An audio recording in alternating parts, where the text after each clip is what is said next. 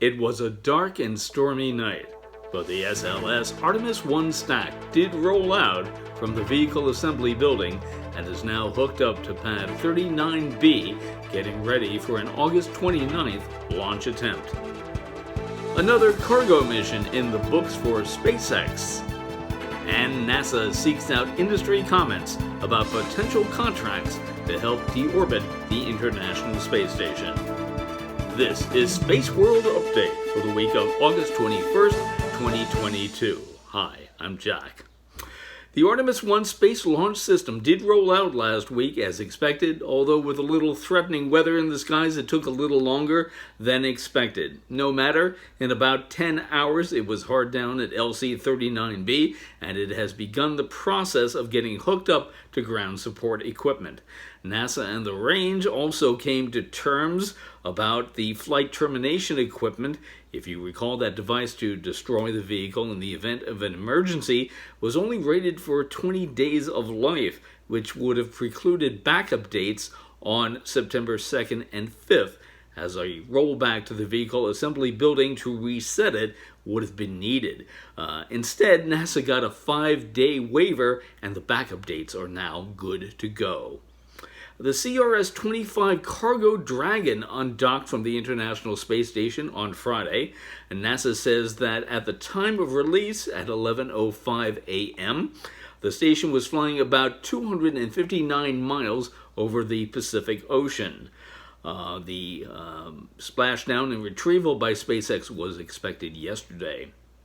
SpaceX also successfully launched 53 Starlink satellites on mission 427 from the Cape's Pad 40 on Friday. NASA has issued a request for information about new vehicles that might help deorbit the International Space Station someday, likely around 2030. Current station keeping is done by propulsive modules on the Russian segment, but if it should fall to the U.S. to eventually deorbit the ISS, NASA would like to be ready.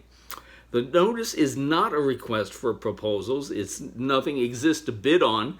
NASA is just asking companies to suggest, for example, what an RFP should look like, or what sort of hardware concepts might be a good idea, how it would dock or berth to the station, and what kind of contract form companies would be interested in bidding on.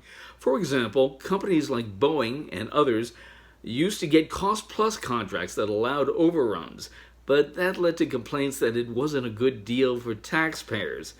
More recently, SpaceX got started in cargo resupply with a fixed-price contract that was arranged by legislation called the Space Act. NASA, in this solicitation, suggests that even a hybrid of the two types might be possible. If you have any suggestions to make, get them into NASA no later than September 9th. Looking at upcoming launches, China is expected to launch a Long March rocket today, Sunday, at 11 p.m. Eastern Time. That's 3 a.m. Monday, UTC. But payload details are not available, and that is also the case for the next Long March launch on Tuesday, August 23rd. SpaceX expects another Starlink group, 423, to launch at 9:52 p.m. Eastern Time Saturday night, August 27th from LC-39A. That would be 1:52 Monday UTC. I invite your thoughtful comments below, and of course, please give us a thumbs up if you like us. Please sign up to subscribe. It's no charge, and tap the bell notification icon so you will get a notification whenever we do a new post. Also, please keep tabs on our Twitter channel, Space World Up, where you can always find the latest posts from us and selected retweets of others.